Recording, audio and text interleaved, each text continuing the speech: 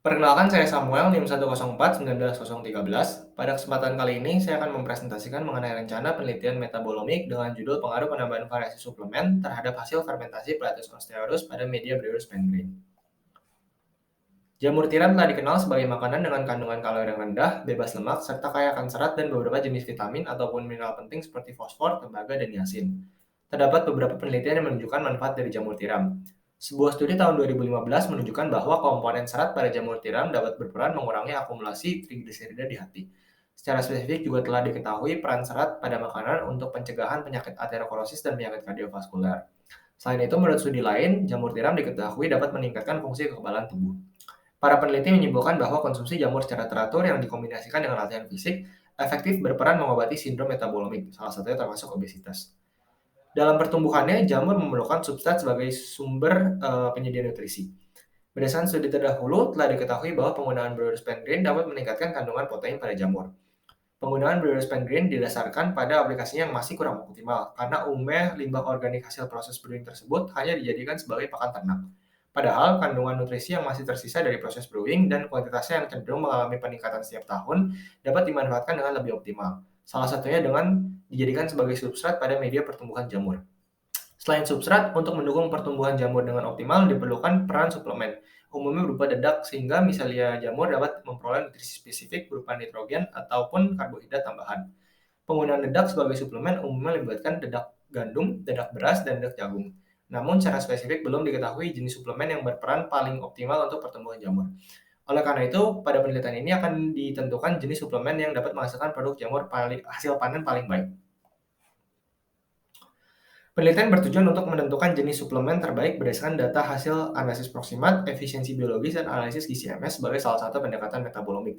Oleh karena itu, ditentukan beberapa rumusan masalah yang terdiri dari menentukan hasil analisis proximat dan pengaruh perbedaan jenis suplemen terhadap kontrol, menentukan efisiensi biologis dan pengaruh perbedaan jenis suplemen terhadap kontrol, menentukan hasil analisis gizi MS dan pengaruh perbedaan jenis suplemen terhadap kontrol, dan secara keseluruhan menentukan jenis suplemen terbaik. Umumnya, media tanam jamur terdiri dari beberapa komponen penting yang mencakup serbuk kayu, air, kapur, dan dedak sebagai suplemen. Serbuk kayu berperan sebagai bahan dasar pada pertumbuhan jamur karena mengandung lignin, selulosa, dan serat yang dapat didegradasi oleh jamur menjadi karbohidrat untuk kemudian digunakan pada proses sintesis protein. Kandungan air pada media berfungsi sebagai pembentuk kelembapan dan pelarut nutrisi pertumbuhan. Kapur berperan sebagai sumber kalsium dan pengatur pH pada pertumbuhan jamur. Dedak gandum, dedak keras, dan dedak jagung berperan sebagai tambahan sumber karbohidrat, karbon, dan nitrogen yang dapat meningkatkan nutrisi media tanam jamur. Suplemen atau aditif secara spesifik diperlukan untuk merangsang pertumbuhan misalia dan meningkatkan hasil panen jamur. Hal ini disebabkan karena peran dari suplemen yang dapat memasok nitrogen dan karbohidrat ekstra yang mudah terdegradasi sehingga dapat mempercepat proses pertumbuhan. Berdasarkan hasil penelitian terdahulu, telah diketahui bahwa penggantian substrat serbuk kayu menjadi Brewers Penguin berperan menyebabkan terjadinya peningkatan kandungan protein baik dalam bentuk protein kasar ataupun protein terlarut. Gas kromatografi mass spectrometer atau yang disebut dengan GCMS merupakan metode analisis yang menggabungkan fitur kromatografi gas dan spektrometri massa untuk mengidentifikasi zat yang berbeda dalam sampel uji. Penggunaan gas sebagai fase gerak bertujuan untuk memisahkan senyawa dalam campuran berdasarkan perbedaan titik didihnya. Komponen GCMS terdiri dari pasokan gas, umumnya helium, pengatur tekanan dan aliran, injektor untuk mentransfer sampel ke fase bergerak, dan kolom yang ditempatkan dalam oven sehingga suhu dapat dikontrol untuk mengoptimalkan pemisahan. Sistem deteksi yang digunakan umumnya merupakan spektrometer massa. GCMS memiliki resolusi dan reproduksivitas yang lebih baik daripada liquid chromatografi untuk identifikasi asam amino, asam organik, gula, asam lemak, dan asam lemak dengan berat molekul di bawah 500 Dalton. Namun dikarenakan tahapannya yang melibatkan proses penguapan, maka proses derivatasi perlu dilakukan untuk senyawa non-volatil.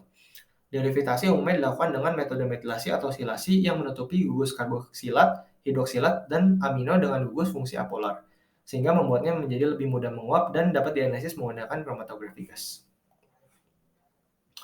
Penelitian melibatkan analisis proximat, efisiensi biologis, dan analisis GCMS dari sampel jamur yang akan menghasilkan data kuantitatif. Penelitian dilakukan pada lab SITH untuk tahap pertumbuhan jamur dan pada lab kimia untuk tahap analisis metabolimik dengan selang waktu keseluruhan selama 36 hari. Metode sampling dilakukan menggunakan simple random sampling dari sampel secara terdekat pada uji proximat dan efisiensi biologis. Sedangkan hasil analisis GCMS akan dilakukan pendekatan metabolic profiling. Variabel penelitian meliputi perbedaan jenis suplemen sebagai variabel bebas, kadar protein, lemak, berat kering, dan efisiensi biologis, serta profil metabolit sebagai variabel terikat, dan waktu, metode, kondisi lingkungan fermentasi, serta galur inokulum Proteus Osteoris F2 sebagai variabel kontrol. Data hasil penelitian yang akan diperoleh terdiri dari kadar protein, lemak, berat kering, dan persen efisiensi biologis, serta kandungan berbagai jenis senyawa metabolit yang ada. Pengambilan kesimpulan terhadap jenis suplemen terbaik didasarkan pada hasil uji proximat dan efisiensi biologis yang paling optimal dengan tetap memiliki karakteristik metabolit yang mirip dengan kontrol, yaitu kelompok jamur yang ditumbuhkan pada Briospan gen tanpa penambahan suplemen dedak. Langkah kerja penelitian diawali dengan mempersiapkan alat dan bahan yang kemudian dilanjutkan dengan tahapan pembuatan medium pertumbuhan dan inokulasi galur murni F2 jamur tiram. Inkubasi selama 35 hari dengan metode solid state fermentation kemudian dilakukan untuk menghasilkan tubuh buah jamur tiram dari miselium yang telah diinokulasi sebelumnya.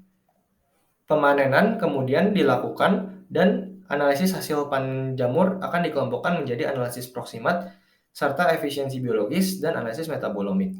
Analisis proximat serta efisiensi biologis selanjutnya akan dilakukan dengan analisis statistik menggunakan ANOVA 2-way dan 2-key test. Sedangkan analisis metabolomik dilakukan dengan terlebih dahulu mengekstraksi senyawa metabolomid.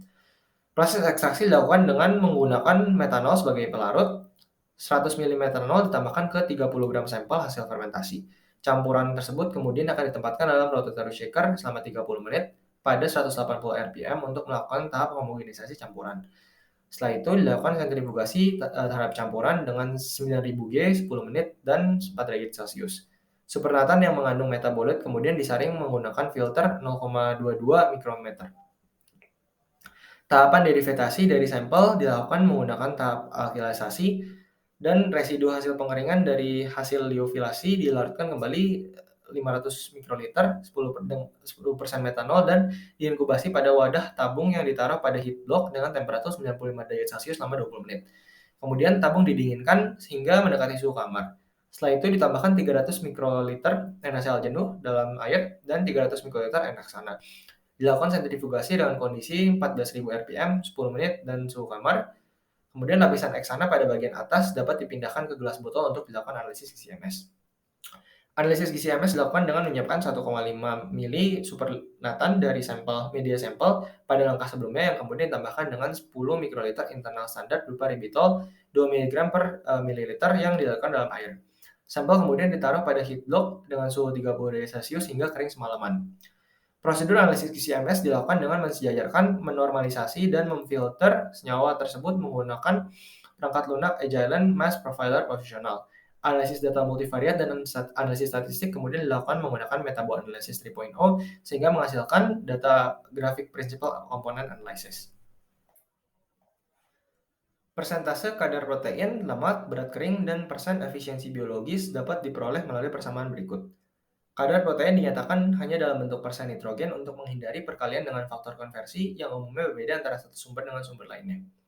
Pada perhitungan kadar air, variabel W merupakan bobot sampel sebelum dikeringkan, sedangkan variabel W1 merupakan bobot sampel yang hilang setelah dikeringkan.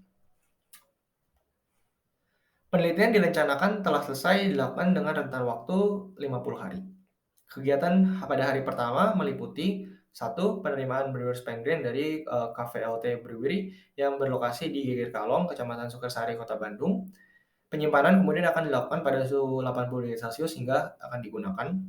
2. Pembuatan media pertumbuhan jamur dalam wadah backlog yang kemudian akan dilakukan dengan terlebih dahulu melewati proses autoclave terhadap wadah fermentasi dari substrat BFG dengan suhu 121 derajat selama 20 menit. 3. Inokulasi galur murni inokulum jamur tiram yang kemudian akan dilakukan dengan memindahkan substrat F2 dari botol kecil ke dalam backlog yang telah disiapkan sebelumnya.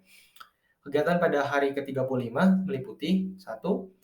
Panen jamur beserta dengan yang telah difermentasi dengan metode solid state fermentation. 2. Pengujian proximat terhadap sampel jamur yang meliputi kandungan protein, lemak, dan berat kering, serta pengujian efisiensi biologis dengan menimbang berat kering dan berat basa dari sampel jamur. 3. Analisis metabolomik menggunakan instrumen GCMS yang telah terlebih dahulu dilakukan tahapan derivatasi terhadap sampel.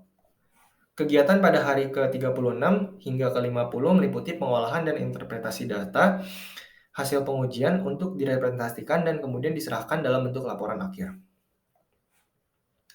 Berikut merupakan rancangan anggaran biaya yang terdiri dalam 14 produk, meliputi media tanam jamur beserta dengan galur mode F2 jamur tiram, variasi dedak sebagai suplemen, wadah serta bahan habis pakai pendukung pertumbuhan jamur, dan senyawa kimia yang digunakan pada tahap analisis metabolomik.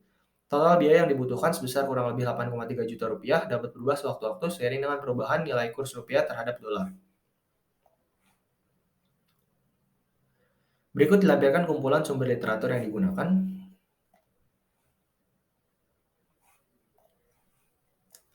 Sekian presentasi dari saya, terima kasih.